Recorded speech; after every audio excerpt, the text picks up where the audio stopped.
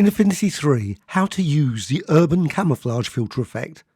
You can use it to create all kinds of unique designs. I'm going to show you how PC or Mac. To create the initial effect, you need a layer. So the first thing to do, go to the Layers panel if you've created a new document and just go down here to Pixel Layer. If you've got an image already, of course you could use that instead. Well, once you've got that, go to the Gradient tool and quickly add something. Doesn't matter, just any colours, etc. Now, go up here to Pixel, Filters, and then down to Colours and Procedural Texture. In Procedural Texture, you've got loads of presets, and you can go down here, and the one I'm going to use, Urban Camouflage. So Urban Camouflage, and you get this. You can modify here the square count, so you can zoom in, zoom out, and also modify the turbulence, so you can get something like that, or something like that, just by changing the settings. Now, also what you can do is you can modify the equation. So here, you've got the T. So T, instead of T times 4, you could put T times 10 to get an even more intense design. Maybe go here to RX, and you can put RX times 10 times RX. That creates an interesting vertical effect, I think. Well, you can set it to, instead of that, 100 times RX to create a very intense noise effect that's vertical. Now, of course, you might decide, I want it to be horizontal. Well, you can. Just go here, instead of the RX times 100, and that's an asterisk for the times, just put 100 times RY. And now you've got this vertical design. You can also go for a diagonal. So instead of this, just go to here, and instead of RY, you can put bracket around it, just a bracket, and then minus RX, and then bracket around that. And now you've got a lovely diagonal design, a diagonal noise effect, quickly created in Affinity. If you want to create a colour variant of this, all you need to do is go here and create 3 channels in total. So click here, the plus there, and then make certain the A is turned off, go for G turned off and B turned off, and then here go for R, G and B.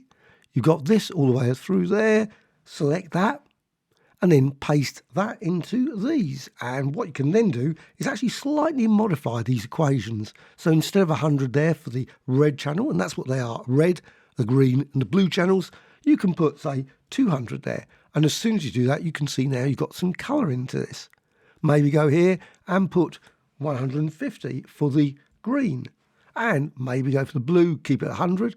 But you can also modify other settings here because you've split it over 3 channels now. Maybe go for, instead of 10, you could go for 4 there.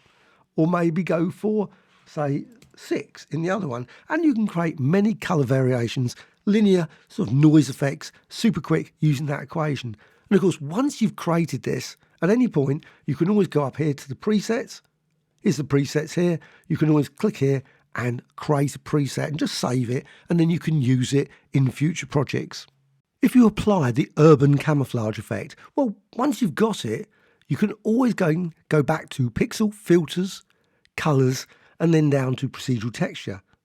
In there, you can again just go here, select the preset, and just down here to Urban Camouflage. And you'll see exactly the same result as, of course, that was created earlier.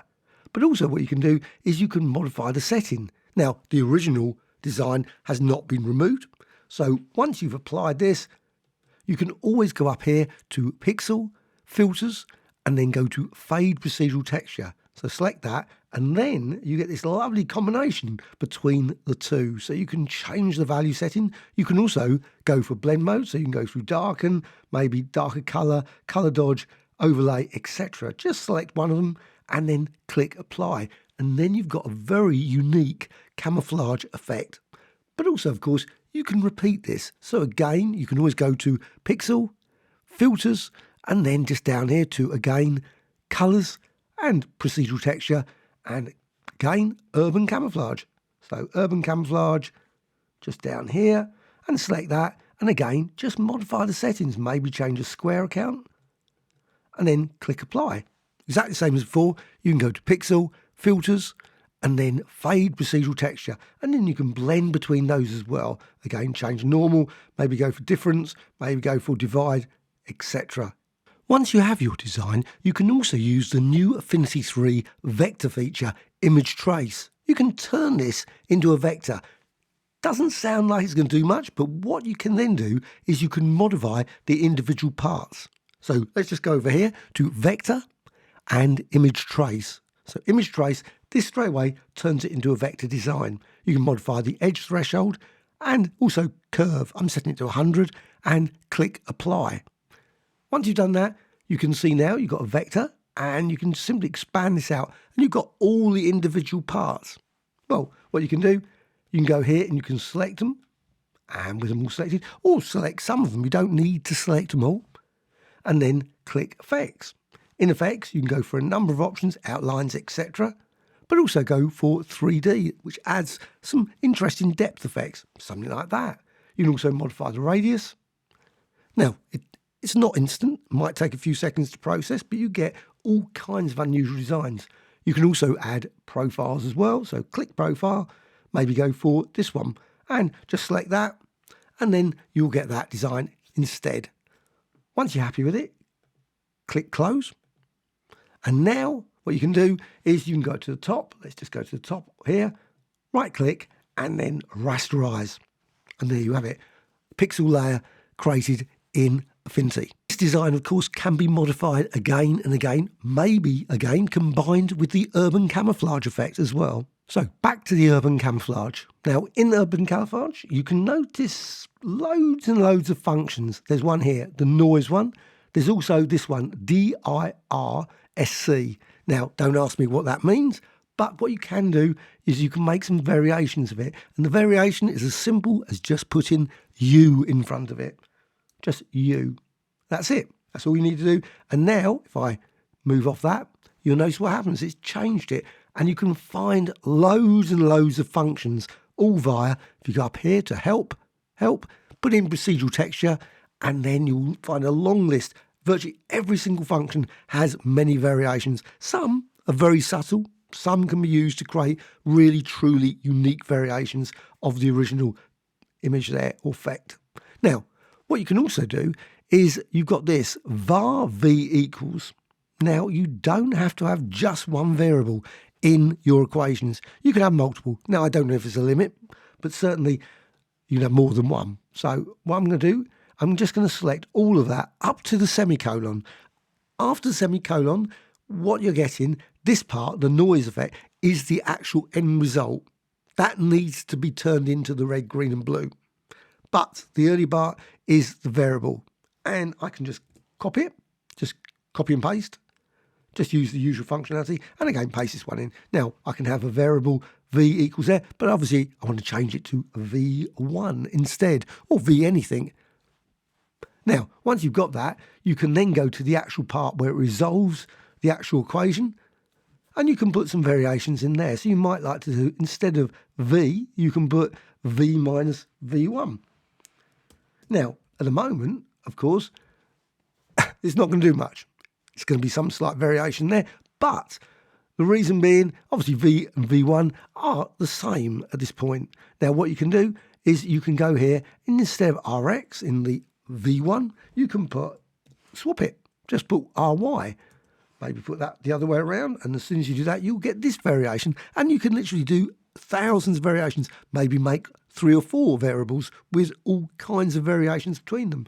Maybe RX times RY, RX or RY minus RX, and RY divided by RX, and 2 times RY equals, etc. You know the variations you could make, lots and lots of variations, and all will turn this design into completely different urban camouflage effects really quickly. So I'm just going to put another variation here of this. I'm just going to put RX minus RY, something like that, and that again creates something different. Maybe I could put 2 times RX here, and so on. And also, of course, I can go over here and maybe make this, instead of that, I can make that 10, and so on. But also you can also modify the settings here, change that, and you can see you get this sort of design. And you can reduce it down, reduce that down, maybe go there, go that way, and you can see lots and lots of different designs can be created simply by tweaking this, modifying various things here, and maybe, let's see, I always like to experiment. V1, V times V1. No, that creates a very interesting effect where you've got this central thing. Now, the thing about procedural textures also is that you can actually move the origin point because you've got RX and RY. So you can actually move it. So if you get this really extreme sort of central effect where you've got lots of noise out here, well, you can simply move it. And of course, what you can do, maybe create a variation of this where it goes, instead of vertically, it goes horizontally. Just require some slight variations of swapping the various values here, and you'll probably generate one going that way. And you could then combine them again. And then, of course, you can change the settings here and change the settings here. And as you change that, it will change there as well in that central part, and click apply. So literally millions of variations just by a few tweaks of that equation. You can, of course, also, if you wish, save it as a preset within the procedural texture. At this point, you're probably saying, well, it doesn't really look like urban camouflage. Surely that should be green or maybe brown. Well, you can quickly add it.